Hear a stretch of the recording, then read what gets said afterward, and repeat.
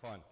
Boy, am I honored and humbled to be here this evening with this distinguished panel. I've had an opportunity to speak at many summits and seminars just like this, and they really are the answer, pulling a community together. And why am I here and not just limited to Bartlett? And Chief Tom Mulhern explained it a little bit. I was tasked to be the chairperson for the DuPage County's proactive response, not only in enforcement, that was so eloquently stated by State's Attorney Berlin.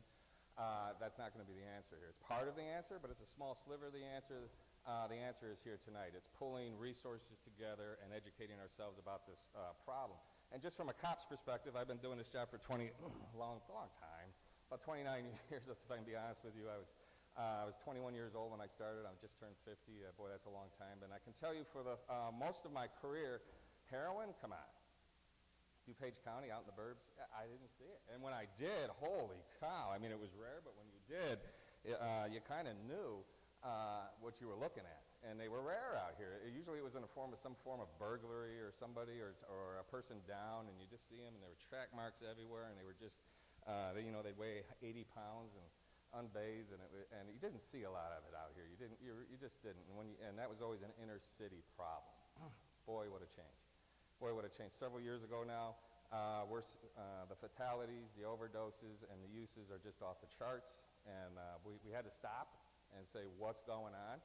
And as has been already said, it's not needles anymore. It's very pure.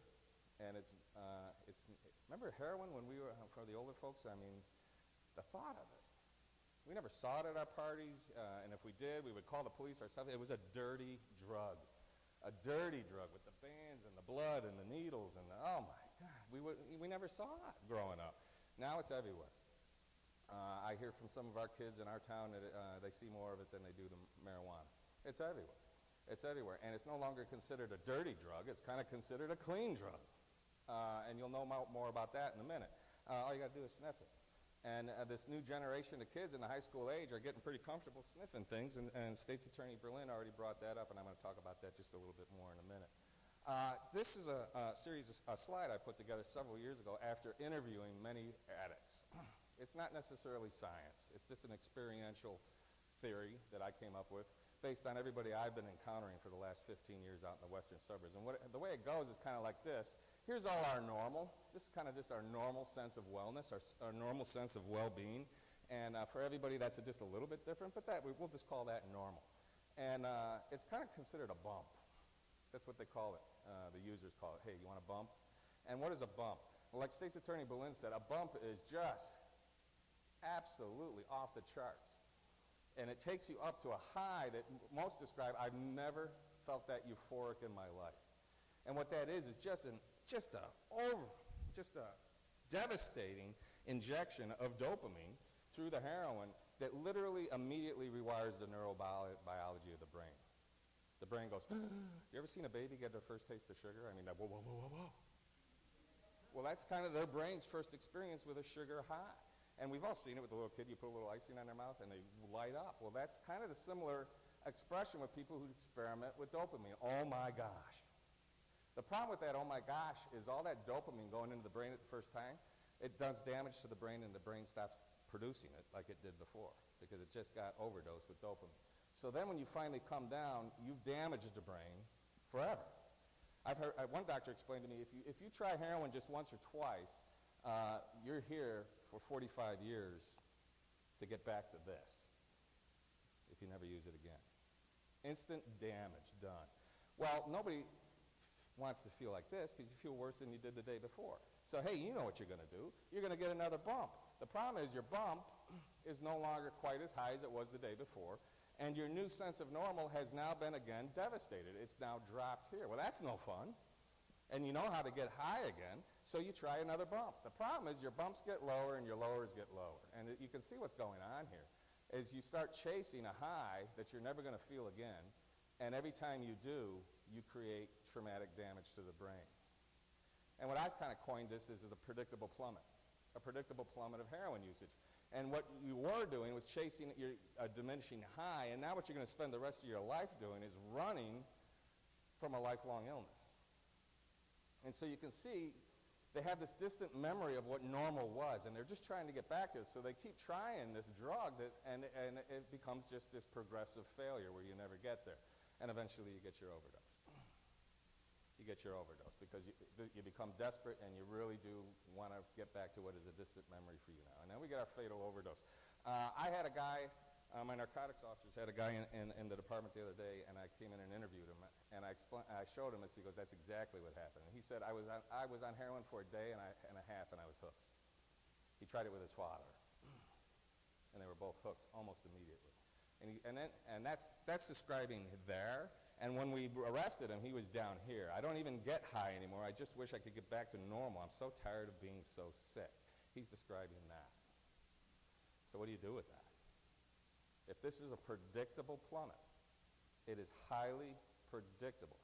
The beauty of something that's so highly predictable is it's preventable if you can get out in front of it and educate a community. And the only really answer to this predictable plummet is not even once. Not even once, as it was so eloquently said here before. This is not an experiential drug. This is not a, hey, I'm going to go find myself with my friends. No, this is, my life's over. And I'm going to destroy not only myself, but I'm going to destroy those who are nearest and dearest to me, my family. There's no options here. The only option is not even once.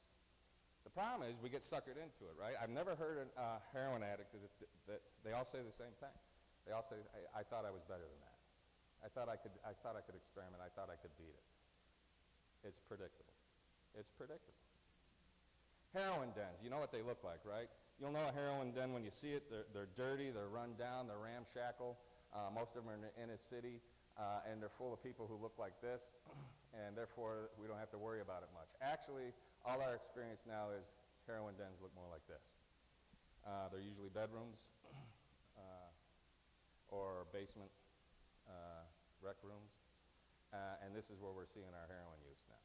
It's not the run-down ramshackles that we think of in the inner cities.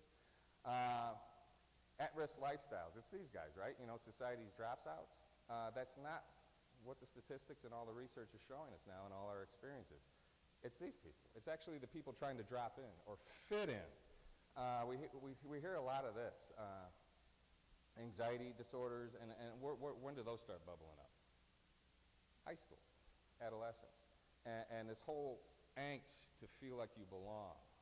And so maybe, and I've heard this story so many times, it's horrifying. Young, beautiful women with scholarship bound and great grades in high school who are just trying to fill in, and suddenly, geez, this cute upperclassman takes interest in them, and they go out, and next thing you know, hey, you want a bump? And you have somebody in an act of desperation trying to fit in, trying to belong, and next thing you know, horrifying stories. Horrifying stories. Western suburban girls with full-ride scholarships academically, trying to impress an older classman who offers the bump, and literally 8 months later prostituting themselves downtown on the L, just to keep up with the addiction. It's predictable. At-risk lifestyles, this is what we're finding. These are the people that we worry about. At-risk lifestyles, believe it or not. These are the at-risk lifestyles. Active people. Active people. There's some consistencies in there.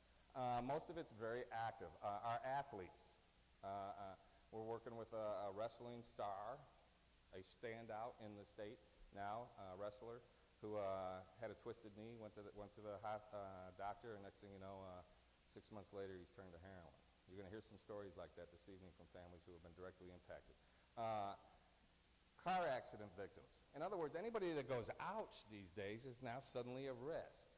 And the reason was stated so eloquently by State's Attorney Berlin is it's the pain mitigators that were being prescribed.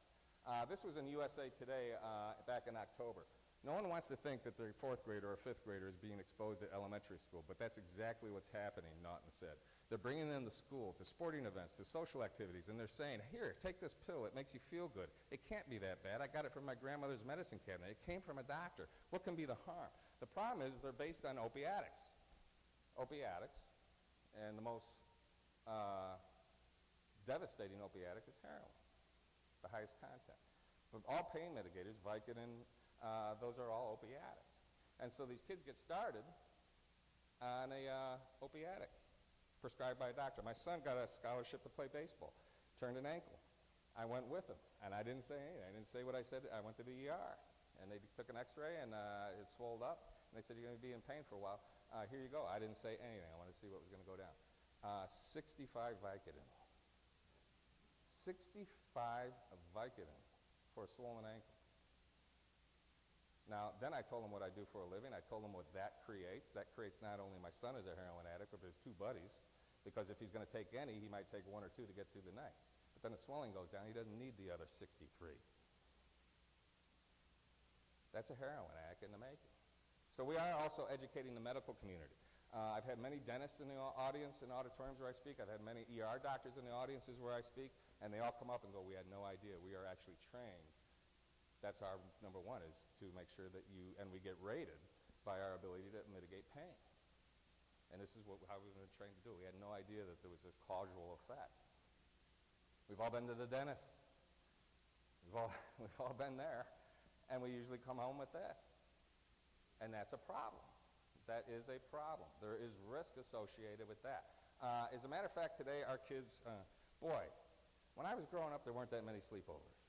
There just wasn't. I mean, we went home tired after we hung out all day, but we pretty much slept in our own beds, and then we hook up again in the morning. Sleepovers everywhere. Sleepovers all the time, all the way through high school. Sleepover, sleepover, sleepover, sleepover, sleepover. For the parents out there, a lot of these sleepovers are being called farming parties, and when I say that, I'm not talking about planting corn. Pharmacological parties, where everybody said, hey, raid your medicine cabinet, just bring one or two, they won't notice it. But if we all bring one or two, we can come over and go into your basement and your rec room, we can crush them up and snort them. Wow, that was awesome. Can we do it again next week? Can I be honest with you? I got a beautiful high school daughter, and I'm always inviting people over to my house. Nobody wants to come to my sleepovers. Every weekend I offer to host a sleepover. I'll pop popcorn. I got a big screen TV. I'll watch Jaws with you. I mean, it's my favorite movie. Nobody comes. I'm a very lonely man. What's going on there? What's going on there? My wife and I are actually very nice people. You think we were social degenerates? Nobody wants to come to the Williams house for a sleepover. What's going on? Lock them up and get rid of them. As State's Attorney Berlin so eloquently said. Once you're done, if you're going to get your 30 Vicodin, take your 2, the swelling will go down, and then get rid of them. Many villages now have disposal programs. Call your village, and if they don't have one, one nearby will have one. You can bring them up and give them to us. We have them. Got to get rid of them. You got to empty the farm. A lot of kids will come over to your houses, teenagers, and they'll go, hey, Mrs. Wilson, can I use your bathroom real quick? Where's your medicine kit? And you're only going to miss one or two, and you won't even notice it. We have to be more proactive. I know most of you prior to this evening didn't know that.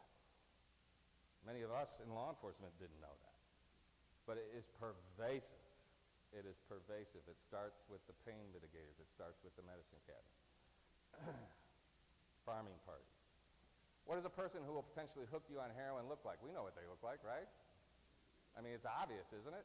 I mean, or it'll be that, hi, I'm your local drug dealer.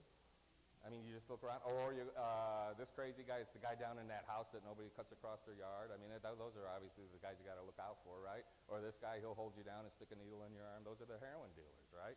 Actually, they look a little bit more like this. In scenes that look a lot more like this. The person that's going to introduce you to heroin is not going to be some stranger in downtown Chicago. It's going to be somebody you trust, somebody that you would like to feel more connected to, and that's why we're such at risk out in the western suburbs where we're just all trying to fit. And that's why we're seeing a spike in abuse in the adolescent age groups. Everybody trying to fit. We all did, didn't we? We just didn't have heroin all over the place. So this is an issue that this is really... and the only answer I know to that is pervasive parenting. Can I be honest with you? Know what your kids are doing all the time. Know what they're doing in your basement. No. If you host sleepovers, that's great. But I can tell you something, and let me just say this now, and I'm not here to scold or mentor parents. I mean, I could use some myself, right? But I promise you this, your kids have enough friends. I promise you. They have tons of friends, more than enough friends. They're starved for parents. And what we see in my town and in jurisdictions around us is it's almost predictable. It's the parents trying to be those parents, the parents that are friends and kind of attractive to the other kids. And next thing you know, people are coming in, and you know what, go ahead and crack a beer or go down in the basement, we'll stay out of your hair. No. No. It's killing kids. It's killing kids. We all have a responsibility. It's here, it's everywhere, it's cheap. It's cheap. It's cheaper than cannabis. A hit of heroin goes for about 10 bucks. It's real cheap to get exposed to heroin. It'll be 10 bucks maybe a day for a couple days. Then it's going to go to 40, and then pretty soon it's $480 a day, and now you're breaking into your grandmother's house just so you don't get sick. And that downward predictable plummet happens very quickly. The only answer to that is that we all get in this together, and I'm very proud and humbled to see the crowd here this evening, because it's the answer. It always has been, it always will be. It takes a village. We've heard that before. So I feel very honored to have been here this evening, and I will be here to answer any questions for you as we move along. But I get the distinct honor to introduce these next two gals. I don't believe in coincidence. I don't. I do believe in miracles. I was asked to speak at a fairly large church in my jurisdiction that was really out in front of this because they lost a parishioner. And boy, my life changed that day. I met so many people, and since then it's this kind of friendships, and they changed my life. And I get emotional just introducing them. But before I do, I just, Angelica and Felicia, to me, they're the definition of courage. And I heard a definition of courage many years ago, and it went kind of like this. You can measure a person's courage by their willingness to display vulnerability. And your willingness to be vulnerable to others is how you measure a person's courage. And because of that, I had the blessing several months ago now to meet some of the most courageous people I've ever met in my life, and I'd like to invite them up. Felicia and Angelica, if you come on up. Thank you.